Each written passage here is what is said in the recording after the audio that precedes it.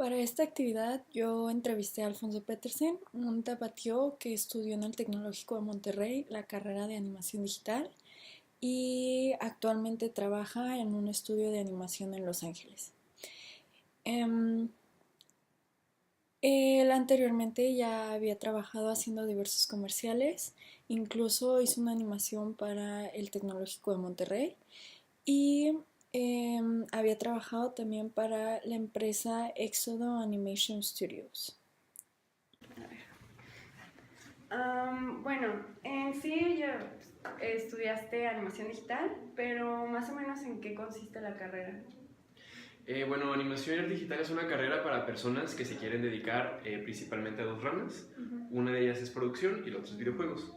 Producción es todo lo que tiene que ver con comerciales, con cortometrajes, largometrajes y efectos especiales.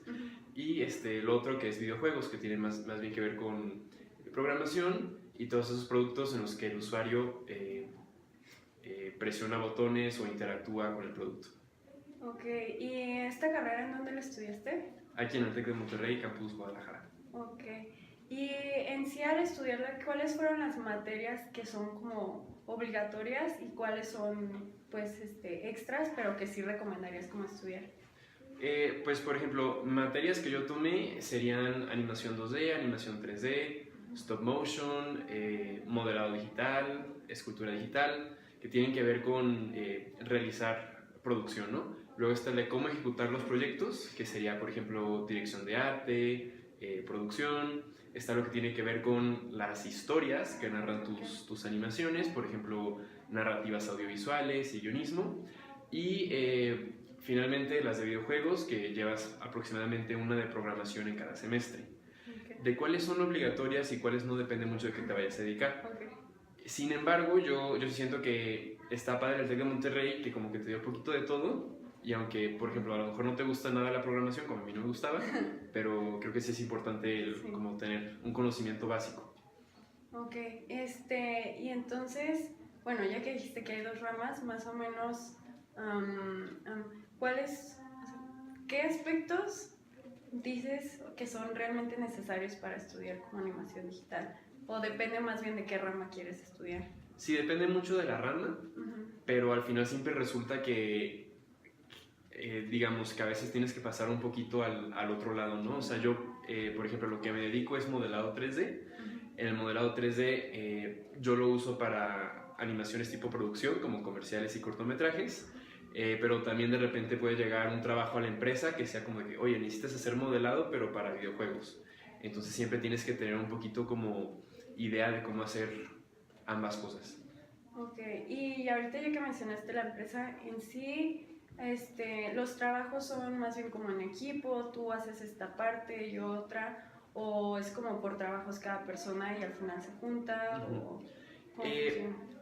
La mayoría de los estudios trabaja como el estudio en el que yo trabajaba, que se llama Exo Animation Studios, que es un estudio que hace publicidad animada, comerciales, y es un proceso muy estructurado, ¿no? Entonces, por ejemplo, primero entra el proyecto y una persona hace el guión y el storyboard.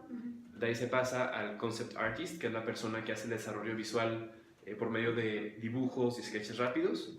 Después pasa a mí, que yo soy el modelador, que a partir de los dibujos yo creo una escultura de los personajes, de los escenarios y de la utilería, los props. Después otra persona hace un proceso que se llama rigging, que es ponerle un esqueleto a los personajes y a la utilería para poder manipularlos. Después sigue animación. Animación es la persona que mueve a los personajes. Que es como ya la programación tal cual. No programación porque no metes código. Okay. Es más bien como si fuera una especie de títere. ¿Sí? Digamos que son como los, por así decirlo, los actores, okay, los que le dan la intención y el movimiento y todo eso, porque controlan al personaje que alguien más les modeló. O sea, que yo modelo, que alguien más habilitó para moverse con el esqueleto y que alguien más animó. Después alguien hace render, que es iluminación y luces y ese tipo de cosas. Y después procesos de postproducción como el sonido y la edición. Ok. ¿Y realmente esta carrera, o sea, podría llegar a ayudar en problemas sociales o simplemente es por entretenimiento?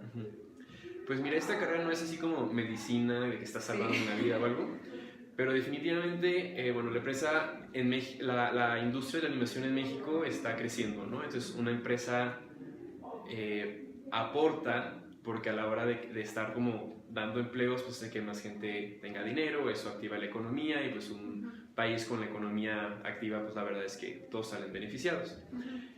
Pero también, por ejemplo, la mayoría de las películas siempre tienen como una especie de moraleja, ¿no? Desde el punto de vista personal, que casi siempre son como de que no, pues quiérete a ti mismo, acéptate, supera tus miedos.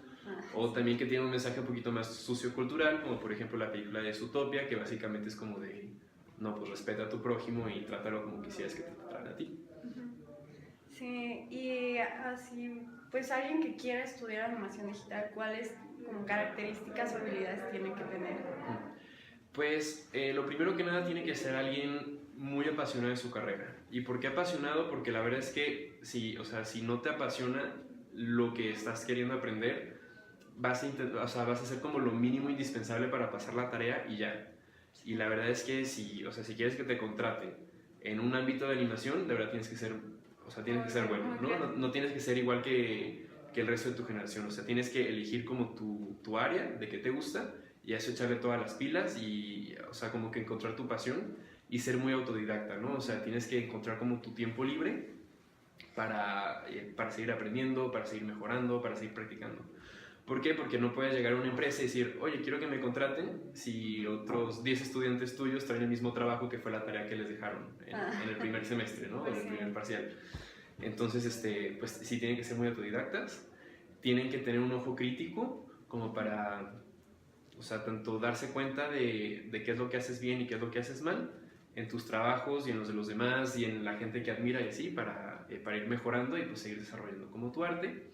Y pues sí, súper importante saber trabajar en equipo porque pues casi todo es en equipo. Y cuando una persona no tiene buena actitud para trabajar, pues es malo para todo el equipo y eso digo, si logras que te contraten, ¿no? Muchas veces en la entrevista de trabajo se dan cuenta de si una persona es altanera, si trae como mala actitud de trabajo, si es como medio conflictivo.